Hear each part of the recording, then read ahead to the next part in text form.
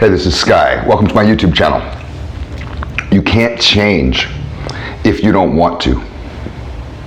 You have to want to. That's the magic recipe to all of this. You have to want to change. I can't convince you into it.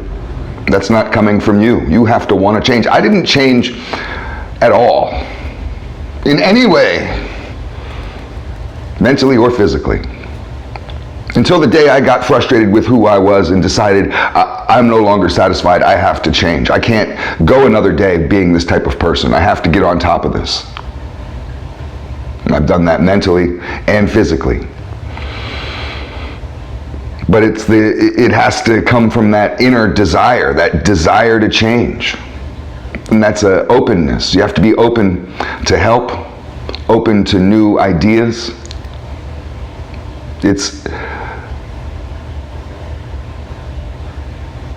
You have to get out of your comfort zone. I realized this yet again recently. I've had PTSD. I've done a lot to manage my PTSD. I'm writing a book right now, and one of the chapters is on PTSD and how to manage it, how to overcome it. And I talk about post-traumatic growth, which is some next level type shit. After you learn to manage your PTSD, you can get to, instead of post-traumatic stress, you can get to post-traumatic growth. That's a superpower shit. That's where you want to be. So this is an issue that I've been studying, thinking about, reading about, experiencing for the last 20 years, since I was diagnosed. I was diagnosed by 3 different psychiatrists with having all the symptoms of PTSD.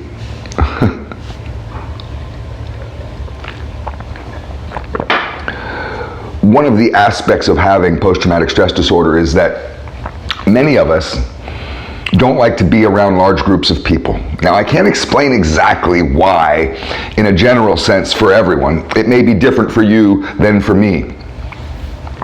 I don't necessarily feel fearful. I don't get into panic attacks or anxiety attacks or feel afraid when I'm in large groups of people. But I do get paranoid, and my paranoia turns into aggressiveness, because I'm from the streets. And my form of protection isn't to act like a bunny rabbit dashing from bush to bush. My form of protection is to be the wolf, alpha predator, apex predator. I'm the one you gotta watch out for. And I start fussing and everybody scatters like fucking water bugs. And I can get pretty fussy when I get in a big crowd. I turn pretty aggressive pretty quick. I don't like it. And other people around me don't like it. Trust me, you wouldn't like it. So I've done the best I can. Like a lot of people who have their reason why they don't like large crowds, I've done the best I can to avoid it. To such an extreme to where I left Los Angeles, an overcrowded city, full of what, like 15 million people or some shit? Yeah, I left LA mainly because it was too crowded for me. And it just felt like people were closing in. I just felt like I needed some space. And I was able to be lucky enough to move to a small town where I have plenty of outdoors and open space. I don't have neighbors living on top of me. This is one of the best things I ever did for myself. But I realized that I didn't actually conquer my fear of large crowds. I didn't conquer that trigger. I haven't really been managing it well because I've been avoiding it. And one would say, well, that's a supreme way of managing it. Just never be in a large crowd again. That's what I tried to do. It's not very realistic. Our population is exploding. People are moving to Florida in waves. All you California motherfuckers are following me here. I see California license plates every day at the gym. I used to never see them. So you guys are coming here, you're following me. The state's getting crowded. And I noticed myself getting edgy, wanting to move to an even smaller town. I already moved to a small town. This was kind of the point of coming here. It's the middle of nowhere, and now I want to even find someplace even smaller. And I realized this is a problem, that I haven't actually conquered the fear.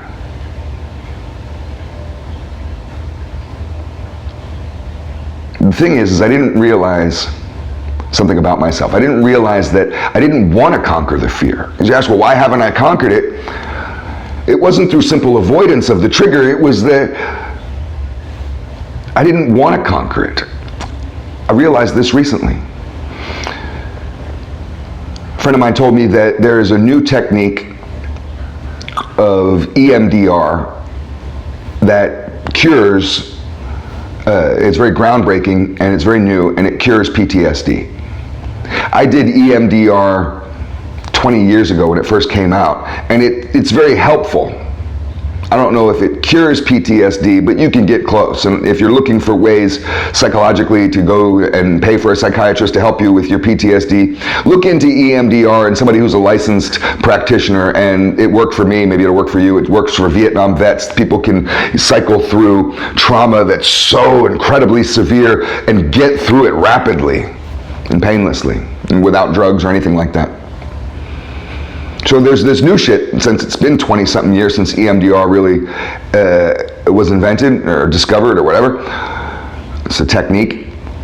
Now they've updated it, there's a new version of it, and it's supposed to be even more effective, and everybody is screaming and yelling about it. So somebody mentioned to me, and this came up about crowds. And I was like, oh, no, I don't like big crowds, I don't like big crowds. And I was offered to go to this concert festival they have called Rockville, and they have, it's only 3 miles down the goddamn road. I don't have to drive far. I take an Uber. But they had Metallica, Guns N' Roses, 30 bands all weekend long. The next one's gonna be the Foo Fighters, and who the fuck else knows, a bunch of bands, all famous bands, I just don't remember the list. And I hate that kind of shit. And somebody mentioned to me, oh, you want to go? And I was just like, fuck no. Are you kidding me? I wouldn't go to anything like that. There's too many people.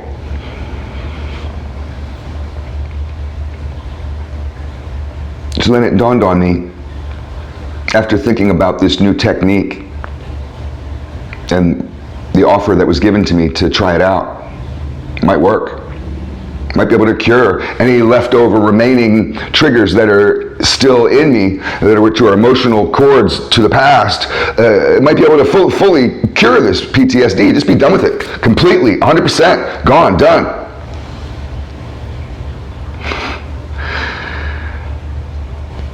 And I found myself resistant to the idea of being in crowds again. I'm not resistant to the idea of getting over a trigger, because it's a nightmare going through that shit. You're around large crowds and it just sucks. I turn into a different person. It's like Jekyll and Hyde. I hate it. I hate who I turn into. And I can't control it. I can't stop it. And maybe now I can finally stop it. Maybe I could go to that concert. Maybe I could be in large crowds. But I found myself having a dilemma inside, just out of nowhere. I thought it was so interesting, and I realized that a part of me didn't want to get over this trigger, that a part of me enjoys a small town life and avoiding people. A part of me has become attached to this daily avoidance, this lifestyle of avoidance, avoiding what triggers you. But that's not a cure, and that's a weak way to manage. Because you can only avoid shit for so long. What you resist persists. What you avoid will chase you to the ends of the earth and possibly further, to your next life. You have to stop and turn around and confront those demons. I was just so surprised that there was this inner voice inside of me that I really wasn't aware of, that was pushing back and saying, I don't want to get over this.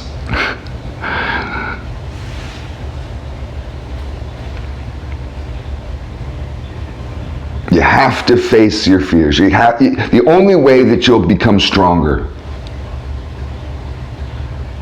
is to directly confront your weak areas. This works in the gym. This also works in our mindset. think about for yourself, do you have any lingering fears, any triggers that you still have, any areas of your life that you go out of your way to manage so you don't go through an emotional roller coaster? What triggers you? Do you want to get over that?